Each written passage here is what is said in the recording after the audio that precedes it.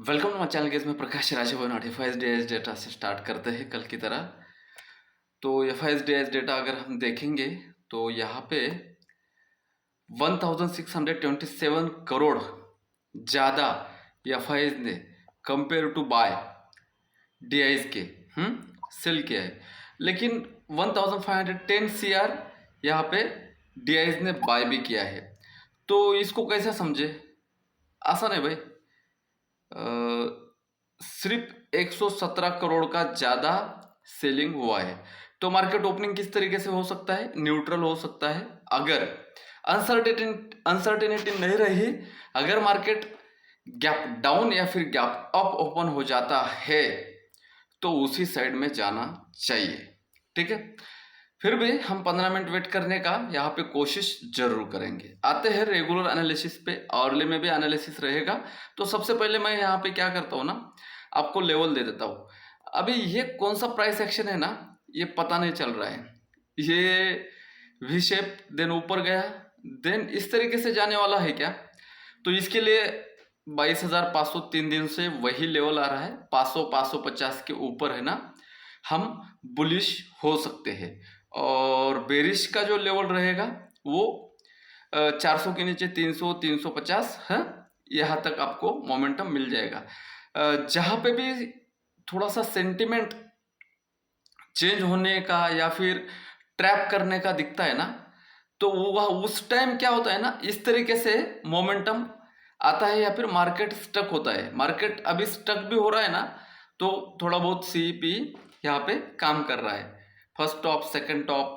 तो ये आवरली में और अच्छी तरीके से क्लियर हो जाएगा। तब तक हम क्या करते हैं, बैंक निफ्टी में देख लेते हैं कि किस तरीके से प्राइस एक्शन बना हुआ है 15 मिनट में। आप अगर देखोगे जो मैंने रेंज दिया था, हाँ, उस रेंज का उसने डाउन साइड में टारगेट दे दिया। डाउन साइड में ऑलमोस्ट टारगेट दे दिया 48,000 के नीचे 47,800, 200 पॉइंट का। और 48,000 के ऊपर अगर है तो भी 200 पॉइंट का टारगेट है। इसी तरीके से खेलोगे छोटे छोटे, अभी ट्रैप करने के मूड में है मार्केट। छोटे छोटे पॉइंट अगर लेते रहोगे तो आप ट्रैप से बच सकते हो। ऑप्शन चेन डेटा देख लेते हैं, देन उसके बाद आवरली में चार्ट देख लेते हैं कि आवरली में बहुत सारे एक्साइटिंग चीजें हैं। 22,84,000 और 19,69,000, हाँ, डेटा तो बेरिश है भाई। मेजर स्ट्राइक प्राइस जो मैंने अभी आइडिया दिया या फिर लास्ट 3 डेज से मैं आइडिया दे रहा हूँ उस तरीके से, कल एक्सपायरी है ना निफ्टी 50 की, इनको भागने की क्या जरूरत है?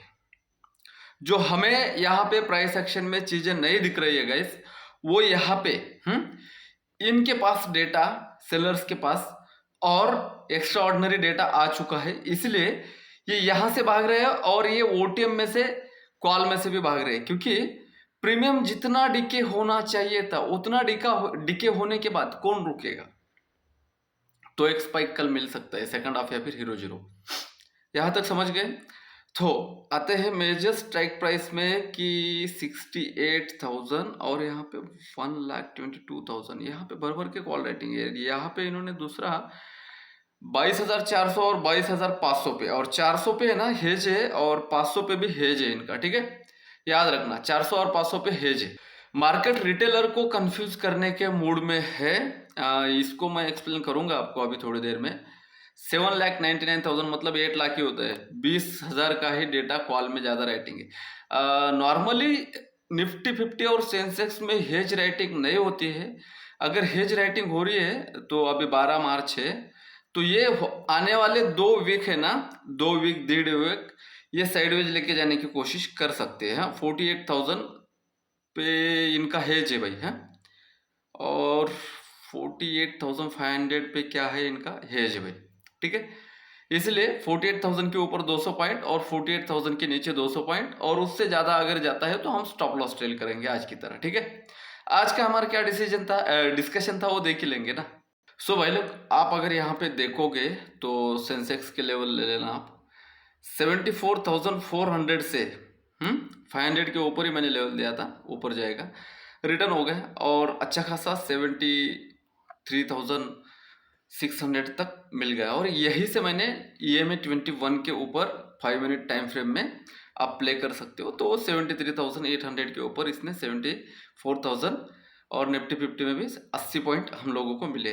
बैंकेक्स को देख लेते हैं, 55,400 बोल रहा है, तो 55,500 के ऊपर ही हम कुछ करेंगे, वरना 55,100 के नीचे सिर्फ 100 पॉइंट का टारगेट है, इसलिए 55,000 के नीचे ही कुछ करेंगे। फिर निफ्टी को देख लेना। फिर निफ्टी ने सर एसएल दिया है क्या? नहीं भाई, अभी ये कल 22,200 के नीचे 23,200 के नीचे 23,000 आ सकता है, वरना ये 23,400 के ऊपर अगर रहा तो 23,800 के लिए खेलेंगे हम, 750 से या फिर 800 के लिए, ठीक है, क्योंकि इसमें मोमेंटम आता है, वोलेटाइल है। बैंक निफ्टी में सबकी नजर है, इसलिए निफ्टी फिन को चलाया जाता है। आज अच्छी तरीके से गिरा है पहले और बाद में फिर 50% कवर भी किया है। 10,934, 10,950 के ऊपर है तो सिर्फ 50 पॉइंट का टारगेट है, 11,000, और 10,900 के नीचे अगर है ना तो 10,800 750 तक डेफिनेटली ड्रैग कर सकता है। अभी जिस आर्ली में एक्सप्लेन करने की मैं बात कर रहा था ना, यहाँ पे देख लेना आप, ये भी आर्ली का चार्ट है और बैंक निफ्टी का भी आर्ली का चार्ट है। ये 0.5 के लेवल से डबल बॉटम बना के उठा है फिबोनाची का, या फिर आप चमदागढ़ जिसे आप XABCD बोलते हो, इससे उठा है, लेकिन ऊपर में भी इसके पास 572 या फिर 600 का इतना ही रूम बचा हुआ है। तो ये क्या कर रहे हैं, एक रेंज में लेके जाने की कोशिश कर रहे हैं। तो पोजीशन साइज थोड़ा सा हल्की रख लेना कल के दिन, या फिर आने वाले 1.5 वीक।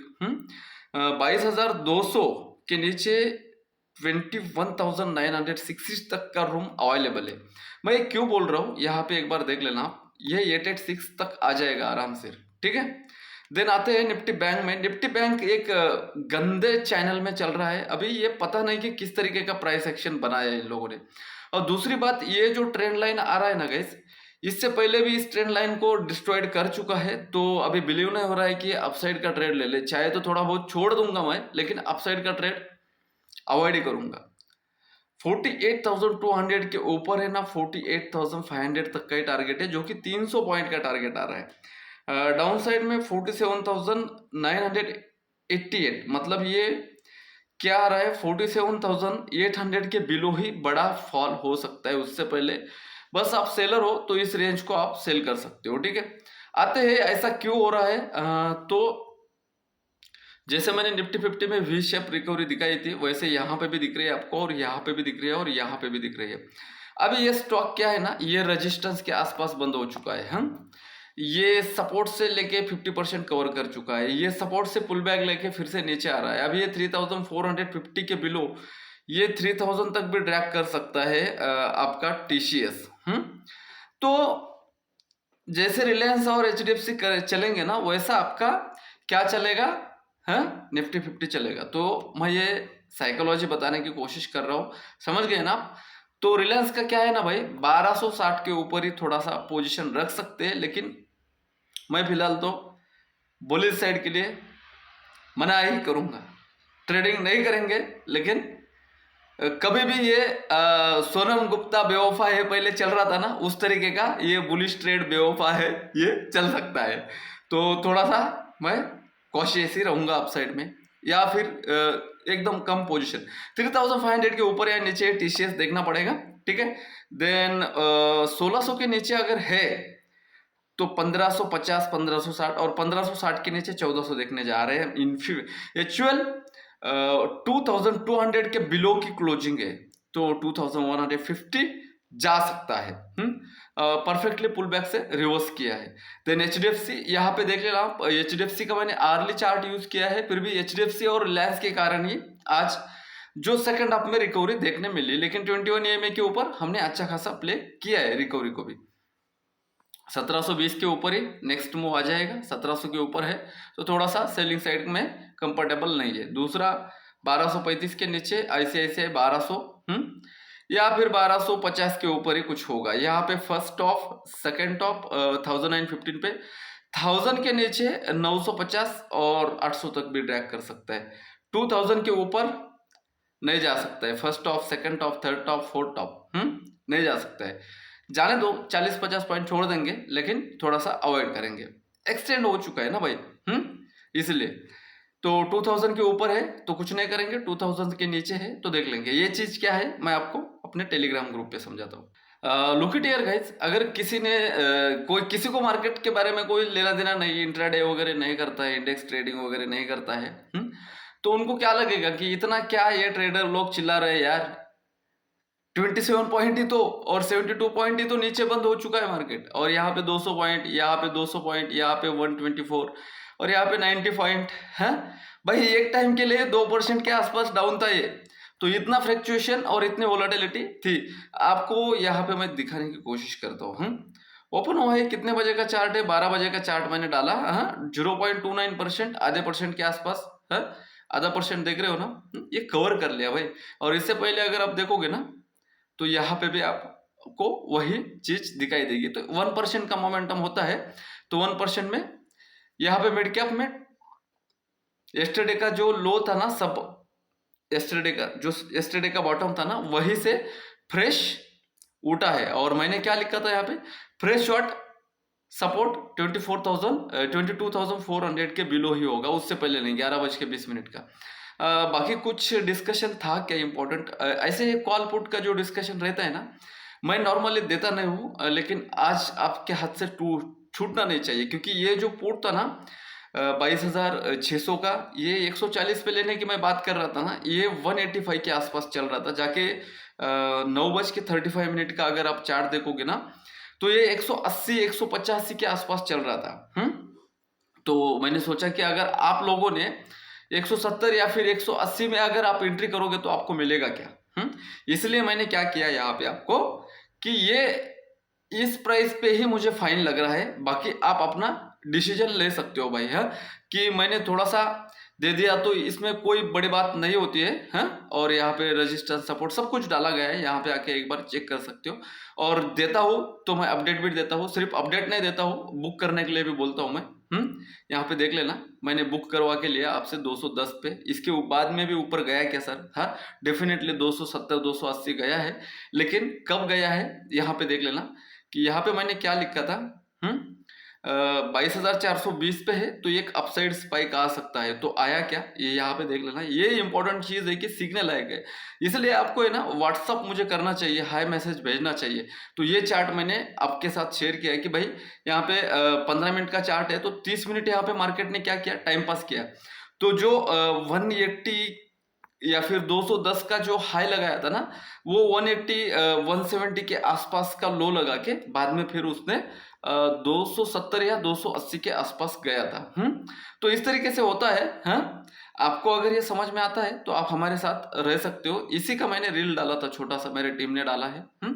तो आपको अच्छा लगता है तो आप कर सकते हो, और रन है, रिस्क और रिवॉर्ड आपका रहेगा। बाकी सब जानकारी यहाँ पे ग्रुप में लाइव मार्केट में भी और अभी की शैक्षणिक उद्देश्यों के लिए है। वीडियो अच्छा लगता है तो लाइक और शेयर करके आप आपका प्यार दे सकते हो। मिलते हैं नेक्स्ट कंटेंट के साथ, तब तक के लिए बाय बाय।